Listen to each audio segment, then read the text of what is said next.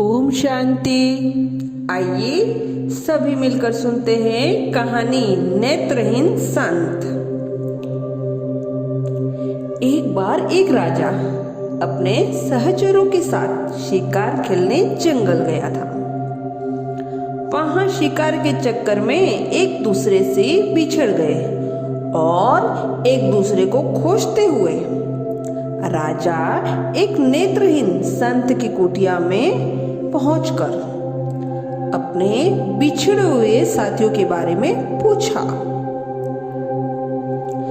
नेत्रहीन संत ने कहा, महाराज, सबसे पहले आपके सिपाही गए, बाद में आपके मंत्री गए, अब आप स्वयं पधारे हैं। इस रास्ते पे आगे जाएं तो मुलाकात हो जाएगी।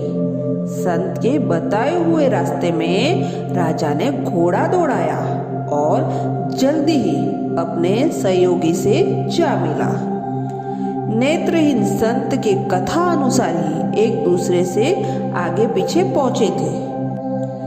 यह बात राजा के दिमाग में घर कर गई कि नेत्रहीन संत को कैसे पता चला कि कौन किस ओहदे वाला जा रहा है। लौटते समय राजा अपने अनुचरों के साथ लेकर संत की कुटिया में पहुंचकर संत से प्रश्न किया कि आप नेत्रहीन होते हुए कैसे जान गए कि कौन जा रहा है और कौन आ रहा है। राजा की बात सुनकर नेत्रहीन संत ने कहा, महाराज, आदमी की हैसियत का ज्ञान नेत्रों से नहीं, उसकी बातचीत से होता है। सबसे पहले जब आपके सिपाही मेरे पास से गुजरे तब उन्होंने मुझसे पूछा कि ए अंधे, इधर से किसी की जाते हुए की आहट सुनाई दी क्या? तो मैं समझ गया कि यह संस्कार विहीनी व्यक्ति छोटी पदवी वाले सिपाही होंगे। जब आपके मंत्री जी आए तब उन्होंने पूछा, बाबा जी, इधर से किसी को जाते हुए? तो मैं समझ गया कि यह किसी उच्च ओहदे वाला व्यक्ति है, क्योंकि बिना संस्कारित व्यक्ति किसी बड़े पद पर आसीन नहीं होता। इसलिए मैंने आपसे कहा कि सिपाहियों के पीछे मंत्री जी गए। जब आप स्वयं आए तो आपने कहा, सूरदास जी महाराज, आपको इधर से निकलकर जाने की आहट तो नहीं मिली।